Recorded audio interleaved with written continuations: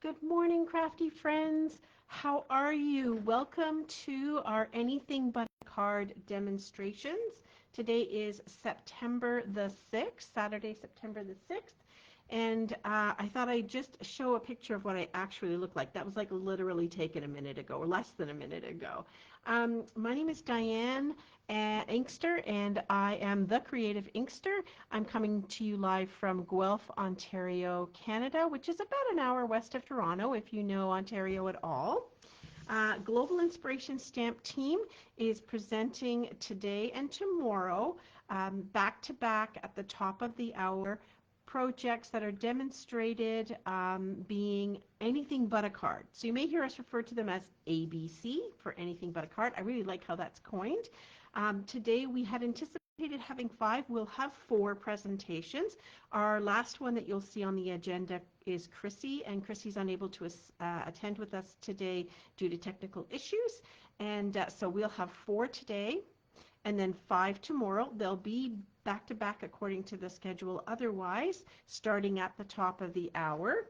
And Chrissy will catch up on her day next week and do her anything but a card project then on her day that she does her regular card project. So without further ado, let's get into this. This is the project that I'm going to show you how to make. I call it the big bag because it's pretty big in size. This is 8 inches wide by 2.5 inches deep, and without the handle, 6 inches tall. I've put on this handle just a Velcro dot from my local dollar store so that it can open up and I can fit things inside of it. We're going to use different paper. We're going to use products from the September to December 2025 mini catalog, but this one, that paper that is with this is still in the annual catalog, and it's so perfect for this, don't you think? It just is a perfect way to use one full sheet, and that's all this project takes is 1 sheet of designer series paper, 12 by 12, and whatever scraps you need for your decoration. As well, it uses 2 pieces of regular cardstock plus another strip for the handle. So it's a very economical way to make a project. Doesn't fold flat. I suppose you could pinch the edges in, but I do put it up on my table because it's extremely sturdy as a decoration. Here's the original one I made, a very, very long time ago, which was from Sam Hammond Donald, who is in the UK, poodles.co.uk, and she had shown how to make this original one. So when you look at that paper, you know it's been a while. So let's get started in making one. I'm going to start with our patterned paper. So this is 12 by 12. This is the gathering together. Let me show you that paper from this pack. This is not in the mini, actually. I keep saying that. We're also showing products from online exclusives. I gotta say, I'm not used to saying that, so I forget that we are also using online exclusives. Of the paper that was available for starting September, it was the online exclusive ball paper that I fell in love with. I just think this is just gorgeous paper. So let me just give you a quick peek of the patterns in this pack. That's similar. It's not exactly the same as this one. This one is. But this one is a little bit different. So a little bit of difference between those two.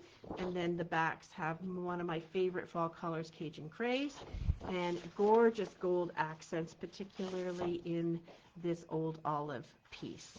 So I'm going to use this piece here, which has soft seafoam. That's not even the color they say, but that's the color that I see. Soft seafoam, Cajun Craze, early espresso, a white background, and some gold flecks. Alrighty, let's get that out of the way.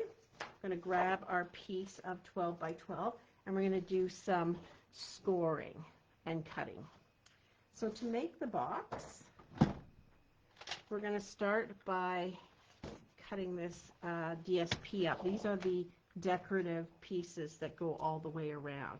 And if you cut it in the way that I show you, you'll be able to get it all out of a 12 by 12. So find your up and down pattern first And for me, I find that this paper, I'm looking at the leaves, I'm looking at this piece, I'm looking at the mushrooms, and I'm finding that I think this is the up and down. And that's okay. So that's going to be the bottom. This is what I'm going to consider my bottom. So I'm going to turn the bottom to the right on my trimmer, and I'm going to set this at 7 3/4 of an inch. So with it horizontal in my trimmer, this is the bottom of my pattern. I'm going to set it at 7 3/4. And I'm going to boldly cut it. There we go. I have a piece here. I'm going to set that to the side. So this is 7 3/4 this way. And then I'm going to cut it, turn it sideways and cut it to 5 3/4.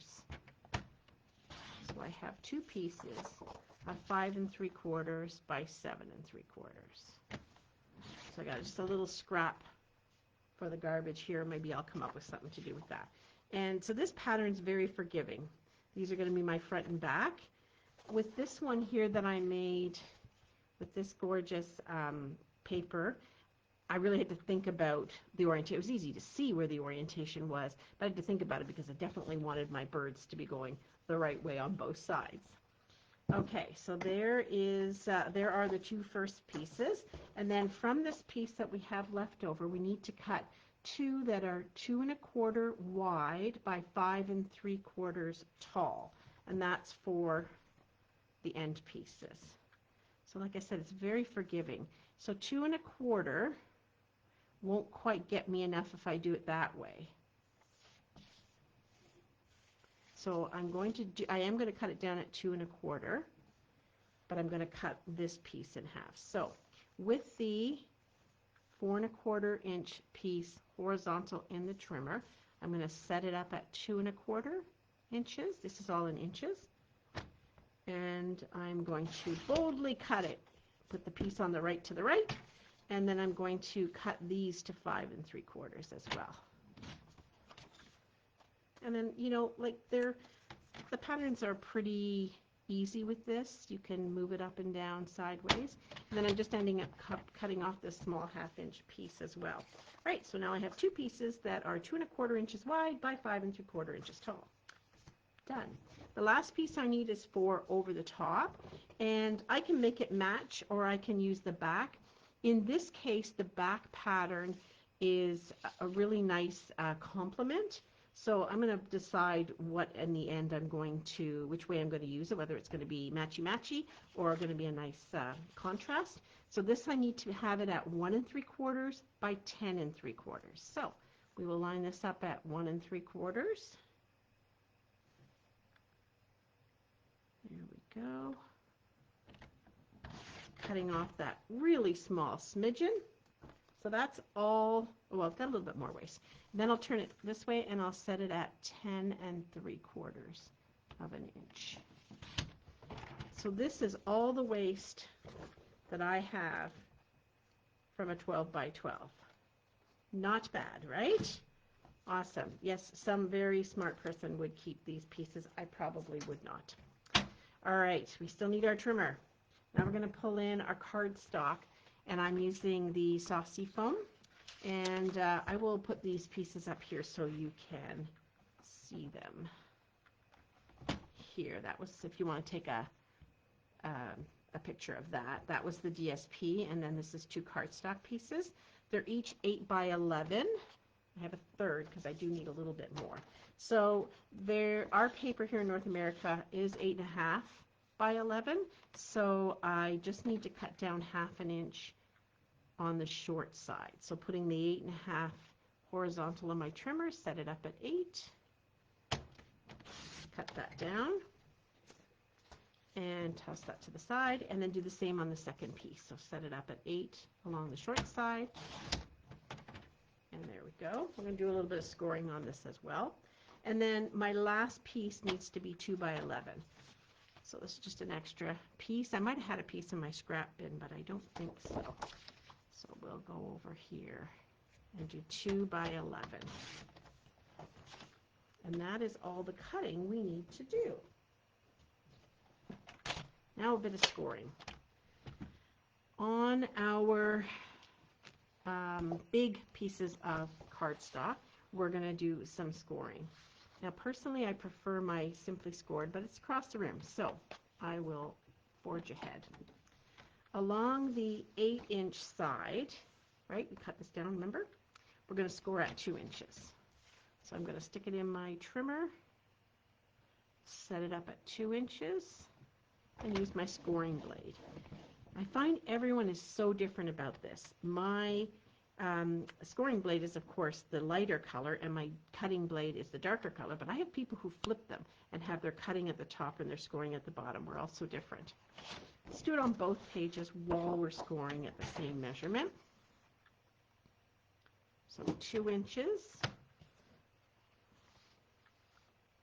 with the, oh, sorry, did I write that backwards? Yeah, no, you know what? I'm sorry. I got going here really busy and really quick and did not score in the right spot. So that's okay. I'm going to grab another piece of cardstock. Because it's right behind me.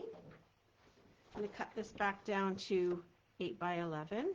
Did anybody catch that? Sometimes I think people are sitting on the other end watching going, no, don't do that, don't do that. Okay, so now I have back to having 2 pieces of 8 by 11 with the 8-inch side at the top. I'm going to score at 2 inches. That makes total sense. I'm going to give it a good scoring.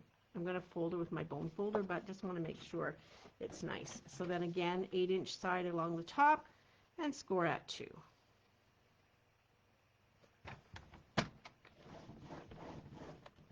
Then I'm going to take it and turn it with the 11-inch side horizontal at the top. I'm going to make 2 score lines. It really doesn't matter if you score from the right end or the left end, just so long as you do these 2 scores at the same, like in the same way. So I'm going to put this in here at 1/2 inch and score it. And then I'm going to move it along, because that's 3 inches, right? I'm just double checking my measurements. Yes. And then I'm going to move it along to 3 inches. So like I said, it doesn't matter if you score from the left or from the right, so long as both of them are one after the other. So 1/2 inch and 3 inches. And same thing on this one. I'll do 1/2 inch, because you can always flip it over. So I like my simply scored. 1/2 inch and 3 inches. Okay, that is all the scoring we need to do. We're not doing anything with our strip that goes over top as a handle, except you're going to take it between your thumb and your forefinger, and you're going to do this. And that's just going to give it a wee bit of a bend. It makes, when you go putting it on, a little less of a strong fold. So I'll just tuck that aside. I don't need that. I do not need this anymore. We are done. Let's get our paper snips out, or your scissors, whatever you have, and we're going to do some cutting and some scoring. I think we're done with the measurements. Okay, so when you look at this, you will see you have the 1/2 inch strip on one side. There's a rectangle at the bottom. It's 1/2 inch wide by 2 inches tall. You're going to cut that right off. So to make a box, you always need one kind of end that's trimmed off. I will hold this up so you can see exactly what I have cut off. Right, that 1/2 inch by 2 inch piece. Do the same on the other piece. We're basically going to take 2 sides and put them together to make a box. Now, should you miter or not miter? Some people like to add a little bit of mitering, takes a little bit of the excess out of cardstock when you're going to fold it and glue it together. So I think I'll do that on this one. But before we do, along the bottom where we have this 2 inch score line, going up, we're going to cut up this one area here to that score line, the horizontal score line. So this piece measures 3 by 2, right? Or excuse me, 2.5 by 2.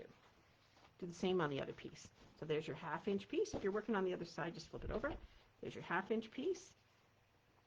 There's your horizontal line at 2 inches. Just going to cut up this guy here. Not a lot of funky cutting on this one. Okay, we are done. Oh, we're going to do some mitering, right?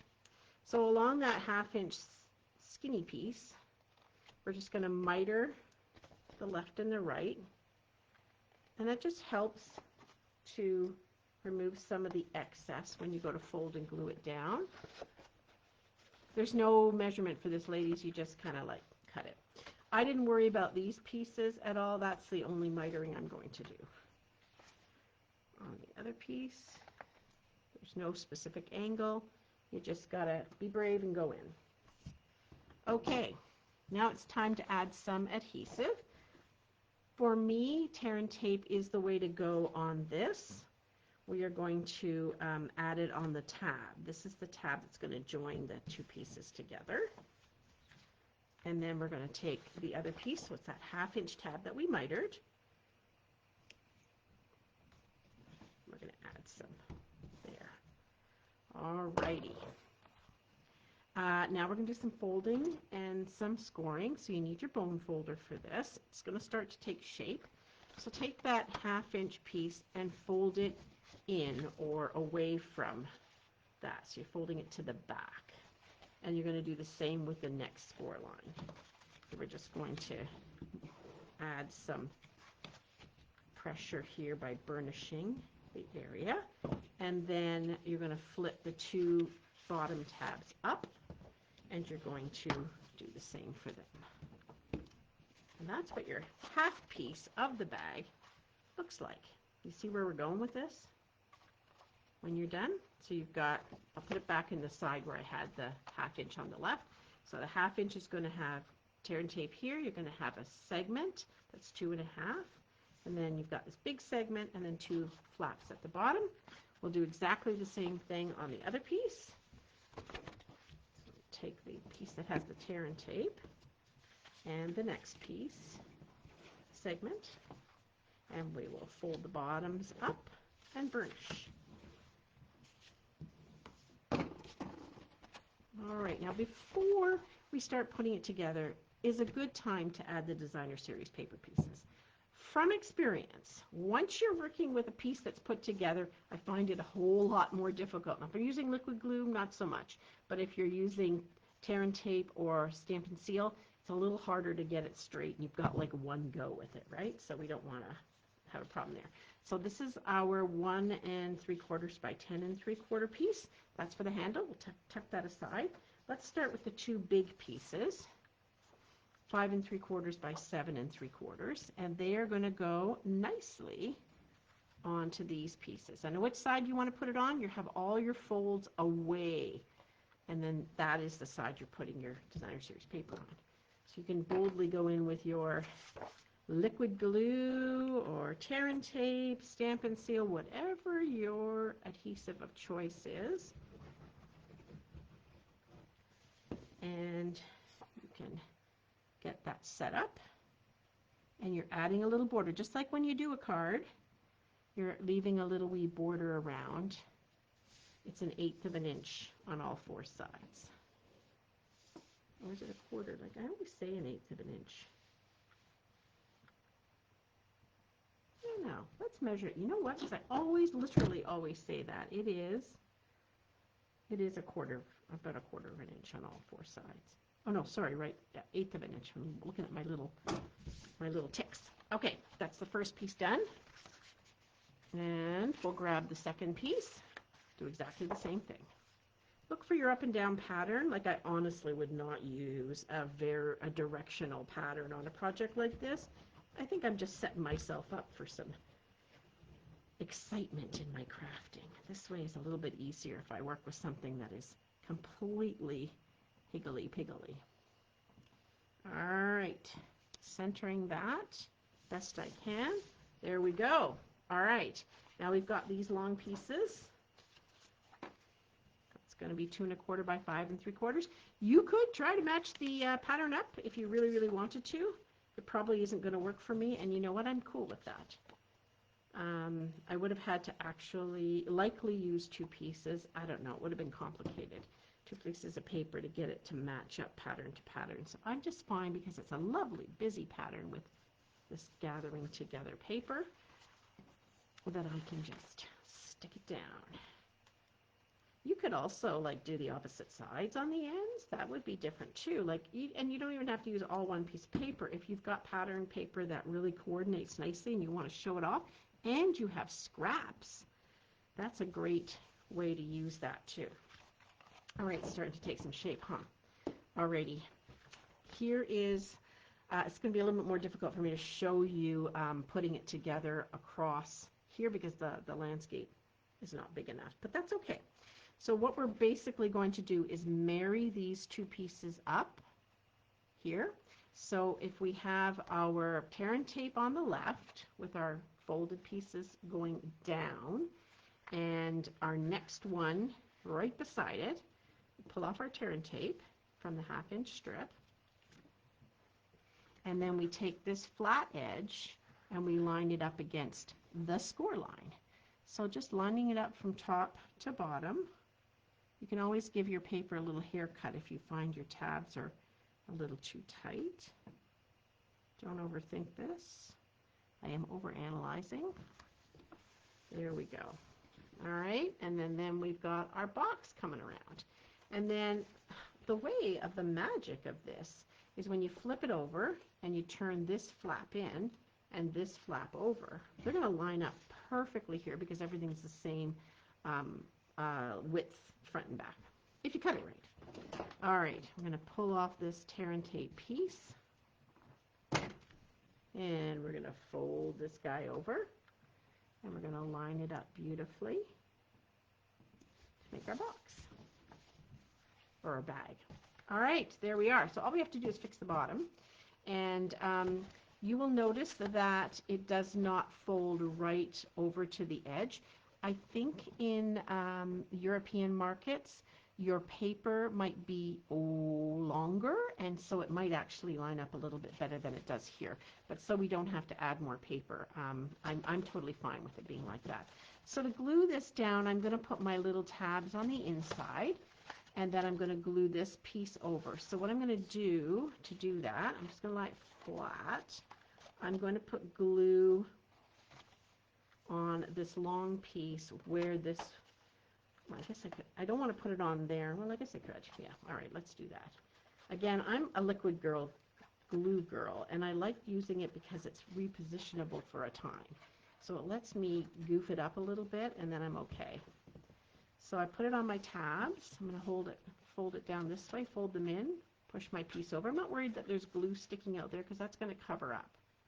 As this comes over, that's going to be all covered up. So we'll add some glue to the top. I just don't want to put glue in this piece here because there's a little wee opening. So I'm going to go up around where this is going to land down and across the top. You can overthink this a lot. There we go. And flip it down. Turn it over. And because it's big enough, I can stick my hand in. It's not even that I have to stick a bone folder or something, tool in there. I can stick my hand in.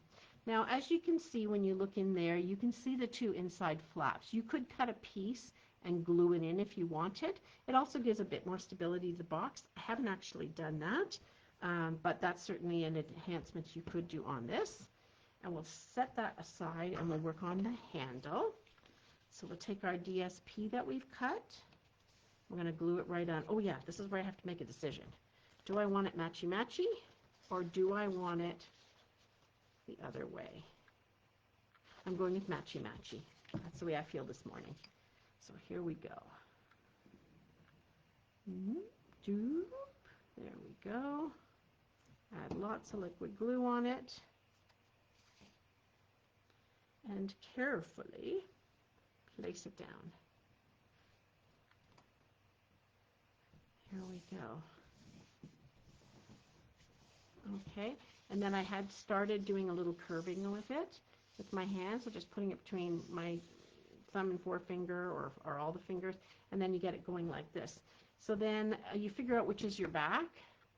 Do I have a obvious? I don't have an obvious back because I have a seam on this side and I have a seam on this side, so it really doesn't matter.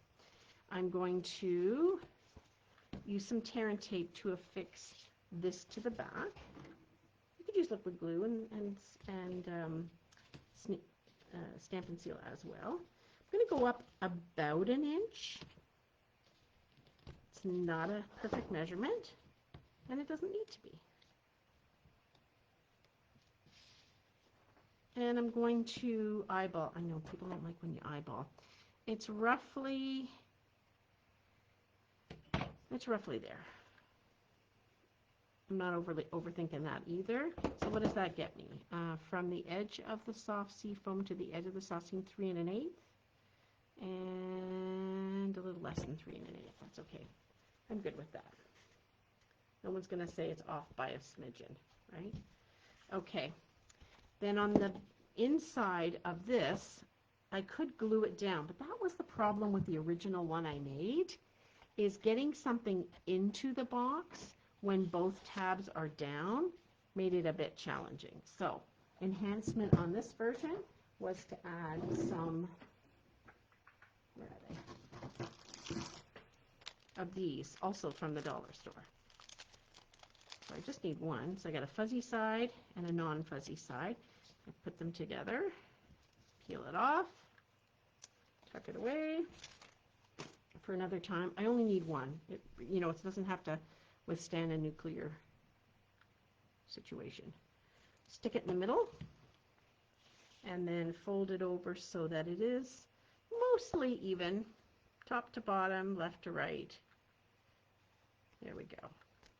And then you do need to let it sit for a wee bit to make sure that it adheres. I guess I could have put 2, but I'm going to let it adhere the back of the Velcro dot before I start pulling it apart again. In the meantime, we're going to play with this new favorite bundle of mine called Fluffy Squirrel. Oh my goodness, folks, you have to get this. They're such cute critters, and you can see how much I've used them. A little tip for you is one squirrel has 1 ear and one squirrel has 2 ears. It's the 1-eared squirrel that fits the punch. The other one you can hand cut out. I'm also using its corresponding embossing folder, and it's one of our large ones called Gathered Leaves. And I'm going to put that together. I hear people at my front door, but they're family. They'll find a way in. All right, with the Gathered Leaves, I've taken a punched shape from the 2 3/8 inch circle punch, and I've run it through Gathered Leaves, and I've got some cute leaf pattern on it. And then I've taken a circle in gold, because I'm working with gold paper, from the Spotlight on Nature dies. So those are going to layer together. Don't they look great? So that's your 2 3/8 inch and Spotlight on Nature. Don't let that go away. And I'm going to show you how to use this fluffy squirrel. So we need the squirrel with 1 ear. So there's a full-on body part, and then there's an outline piece. What else I got in here? My inks. So for the outline, I'm going to use, let me show you something about this. I'm going to use my Early Espresso. So if you find that full-on stamps are difficult to get a good crisp image, you might have a lot of ink on your pad. They might be just a little too juicy for that kind. And so, I want these to go the same way. So here's a suggestion. You take an old gift card and open your ink pad and then pull a little bit of your ink to the side. You can push it back, but for this application, and I played with this a bit last night, so I think I'm set. You might want to do that. So that is for my Cajun Craze one. So So here's my cardstock. I found with these it was a bit easier to do the full-on one first and the outline second. Seems odd, but for some reason I can line it up a little bit better. So typically you'll want a Stampin' Purist mat or an old catalog or something with some pushback when you're using photopolymer. It just stamps so much better. And you'll notice on this one there's some white spots open. That's the whiteness of the fur. So I'm going to go put this in not quite the middle and press and hold for 3 to 5 seconds, what I tell all my Stampin' friends. And there we go. We've got the outline done. You could probably just leave it at that, but I am going to do the outline in Early Espresso. But I find it so much easier with the amount of squirrels I've done to line this up by putting this over top. So let's see if we are successful this morning.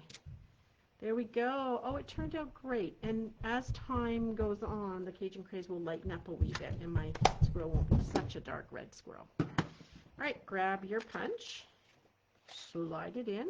And if, like me, you've stamped it a little bit too high and it's not going to let you get further in, just cut off some of your paper at the bottom. I do that from time to time when I'm working with scraps.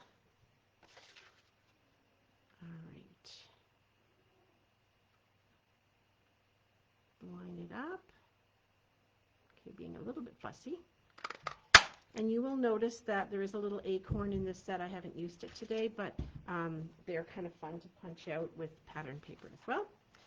Alrighty, we are close to finalizing our project. All right, so we're going to grab our circles. We're going to layer them together. I always tell my ladies when we're crafting, remember to put your glue on the smaller piece. So we're putting a smaller circle on a larger circle. Put it on the smaller piece so it doesn't squish out, especially with foil, because once you get some adhesive on foil, it doesn't come off nicely. You can't use the eraser to get it off. So with my leaf pattern from the embossing going up and down, I'm going to add my little guy here, some dimensionals.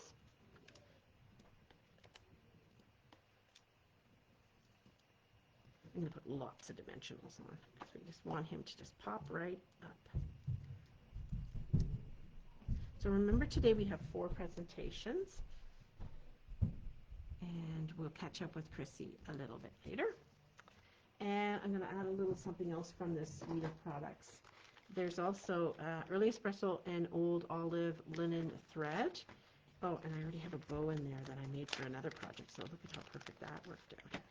And I will just put that, on him. I'm like totally, well maybe.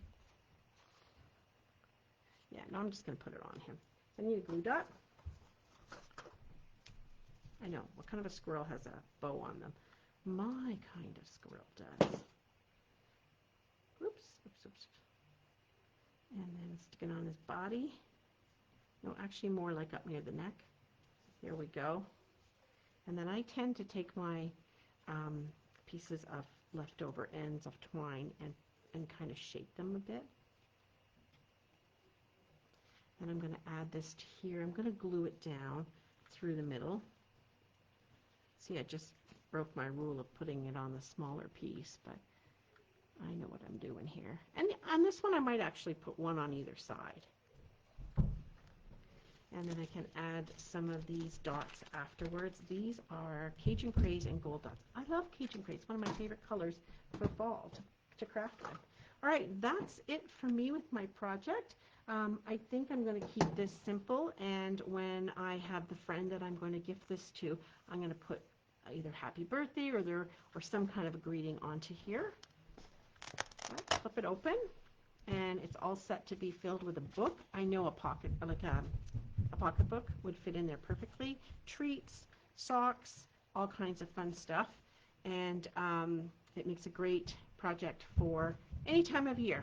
So thank you for watching me. I appreciate that you were here today. Hope you've learned something.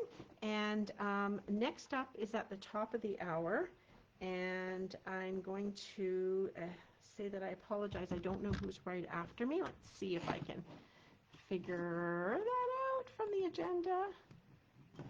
and you will be learning many more things today with different products and projects, because we're all so different. We have all kinds of different ideas to share, but